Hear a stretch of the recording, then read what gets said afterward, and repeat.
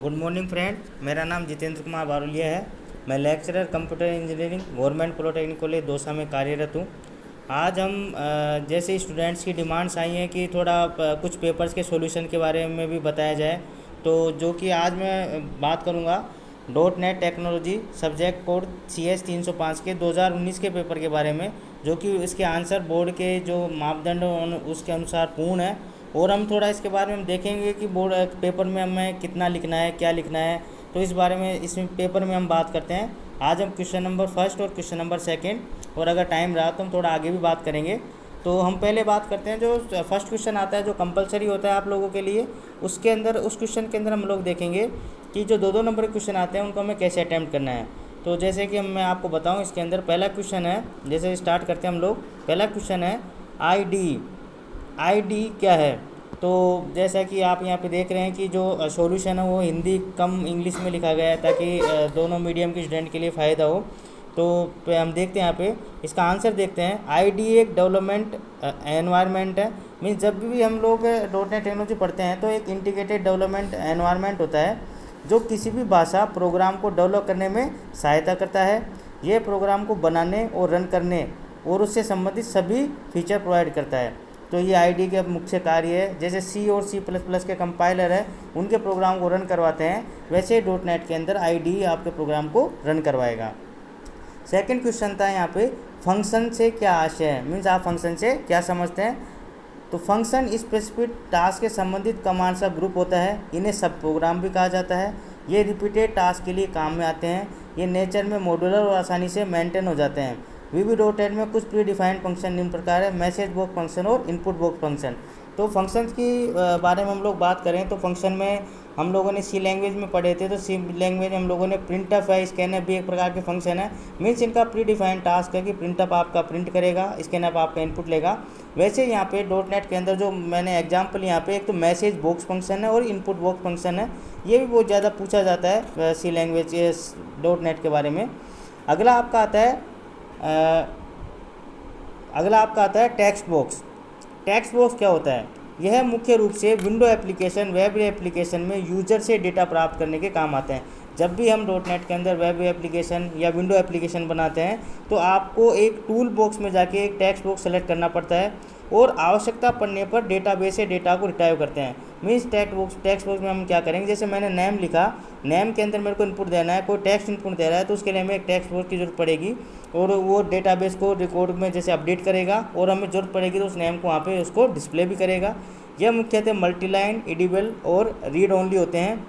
यह system.window.form.text base class की सब क्लास होते हैं। तो यहाँ पे हर फंक्शन के लिए, हर मॉड्यूल के लिए क्लास डिफाइन है यहाँ पे C लैंग्वेज .NET के अंदर।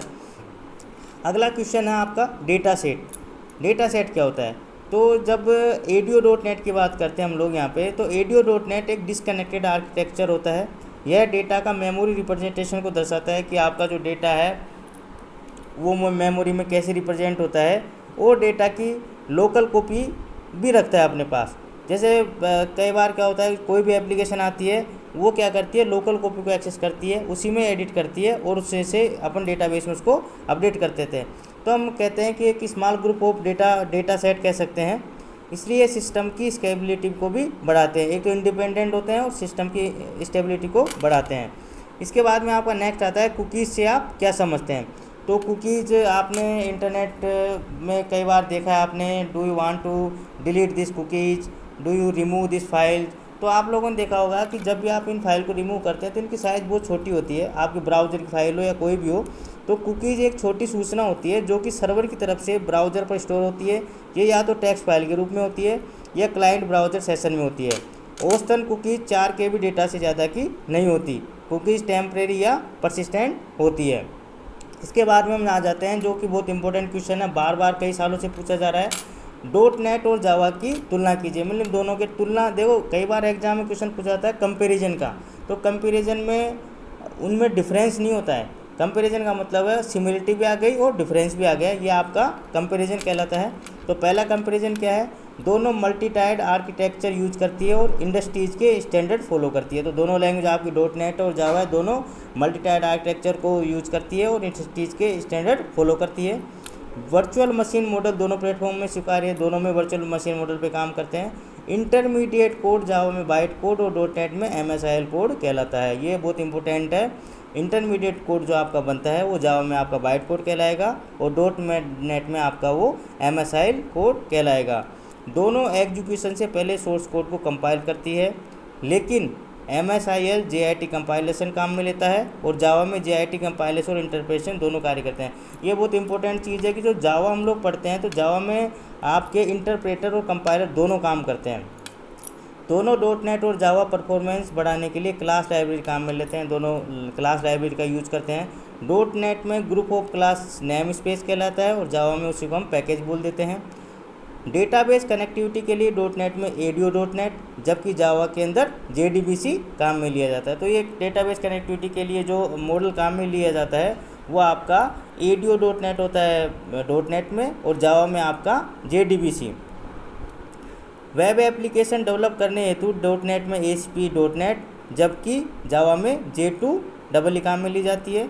मतलब जो आपको अगर वेब एप्लीकेशन को वेबसाइट बनानी है तो उसको डेवलप करने के लिए डॉट नेट में आपको क्या होगा, active server page dot net, जबकि जावा के अंदर क्या होगा, जावा 2 एंटरप्राइज एडिशन काम में लेते हैं। जावा में JVM डिफरेंट प्लेटफॉर्म के लिए बनाया गया है, जबकि डॉट नेट में CLR विभिन्न भाषाओं के लिए बनाया गया है। ये थोड़ा डिफरेंस है कि जब हम लोग कहते हैं कि जावा प्लेटफॉर्म इंडिपेंडेंट होती है तो क्या करते हैं हम, जब जावा का कोड एक मशीन से दूसरी मशीन पर लेके जाते हैं तो जो JVM है, जावा वर्चुअल मशीन है, वो ऐसा कोड क्रिएट करती है कि हर प्लेटफॉर्म पे वो रन हो सके। यही होता है अपने डॉट नेट में भी, लेकिन यहाँ पे ये काम कौन करता है, CLR, क्योंकि यहाँ पे डॉट नेट में हम लोगों ने देखा है कई सारी लैंग्वेजेस को एक साथ वो रन करा सकता है। जावा में कोडिंग केवल जावा लैंग्वेज के में ही संभव है, जबकि डॉट नेट भाषाओं में सपोर्ट करता है। Dot net around 26 to 27 language को सपोर्ट करता है, जैसे विजुअल बेसिक, C#, C++। दोनों Java and dot net exception handling को सपोर्ट करती है, दोनों एक्सेप्शन हैंडलिंग को सपोर्ट करेगी। दोनों गार्बेज कलेक्शन ऑटोमेटिक करती है। तो ये जो ऑटोमेटिक गार्बेज कलेक्शन का फीचर है ये जावा में होता है और डॉट नेट में होता है। तो ये हमने आज दूसरा क्वेश्चन है, और दूसरे क्वेश्चन का जो अब हम बात करते हैं सेकंड पार्ट की। तो जो दूसरा क्वेश्चन का सेकंड पार्ट है वो भी देख लेते हैं।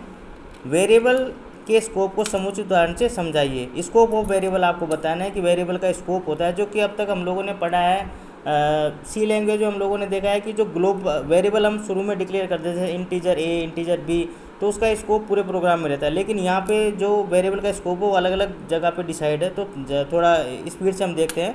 पहले यह वेरिएबल की विजिबिलिटी को निर्धारित करता है। मुख्य रूप से 4 स्कोप होते हैं। स्कोप वेरिएबल के गलत यूज को रोकता है। तो आपका जो ऑब्जेक्ट ओरिएंटेड का फीचर होता है एनकैप्सुलेशन का, ये उसको चेक करता है। तो सबसे पहला है ब्लॉक स्कोप। तो आपने वेरिएबल अगर किसी ब्लॉक के अंदर डिक्लेयर किया, मीन्स जैसे आपने यहाँ पे एग्जांपल में देख सकते हैं, इफ़ में आपने आई को यहाँ पे डिक्लेयर किया है, तो जो आई का आपका स्कोप है वो केवल इस इफ़ लूप के अंदर ही होगा। इफ़ के बाद आप आई को एक्सेस नहीं कर सकते। दूसरा आता है आपका प्रोसीजर स्कोप। इसमें वेरिएबल का स्कोप प्रोसीजर होता है। एक प्रोसीजर का वेरिएबल को दूसरे प्रोसीजर का वेरिएबल एक्सेस नहीं कर सकता। तो इसमें आप थोड़ा सा आगे बढ़ जाते हैं, थोड़ा बड़ा देखते हैं। इसमें क्या होगा, आपके जैसे यहाँ पे सब डिस्प्ले नाम का आपने एक प्रोसीजर बनाया है, उसके अंदर आपने हेलो स्ट्रिंग पास की है। तो जो आपका यहाँ पे डिम एज स्ट्रिंग आपने यहाँ पे डिसाइड किया है, ये आपके केवल इस डिस्प्ले स्कोप के अंदर ही होगा। वेरिएबल हर प्रोसीजर कॉल पर बढ़ती जाएगी। मॉड्यूल स्कोप, वेरिएबल को मॉड्यूल को कहीं पे भी एक्सेस किया जा सकता है। ये दूसरे मॉड्यूल या क्लास द्वारा एक्सेस नहीं किए जा सकते। पब्लिक क्लास फ्रॉम 1, तो यहाँ पे जो मॉड्यूल क्या होगा, ये आप एक क्लास मतलब एक क्लास के अंदर एक मॉड्यूल होगा, उसके अंदर आप उसको एक्सेस कर सकते हैं। एक मॉड्यूल को दूसरी क्लास में एक्सेस नहीं किया जाता है। वेरिएबल को इस मॉड्यूल के सभी प्रोसीजर द्वारा एक्सेस किया जाता है। तो क्लास के अंदर अगर 10 प्रोसीजर हैं तो वो 10 के 10 प्रोसीजर उस मॉड्यूल वाले आपके वेरिएबल को एक्सेस कर सकते हैं, लेकिन दूसरी क्लास उसको एक्सेस नहीं कर सकती। इसके बाद में आपका लास्ट आता है name space scope. Name space scope में उपस्थित सभी क्लास इस वेरिएबल को एक्सेस कर सकती है। तो इसमें जितने भी वेरिएबल होंगे उसको एक्सेस कर लेगी। जैसे कि यहाँ पे आप देखें पब्लिक क्लास फॉर्म है, पब्लिक एज इंटीजर है, तो ये जो होगा इसके अंदर जितनी भी कोई नेम स्पेस है उसके अंदर अगर 50 क्लास है तो 50 के 50 क्लास उसको एक्सेस कर सकती है। साथ के साथ उसमें उपस्थित मॉड्यूल है वो भी उसको एक्सेस कर सकती है। तो आज हमने ये 2 क्वेश्चन यहाँ पे सोल्व किए। Thank you very much.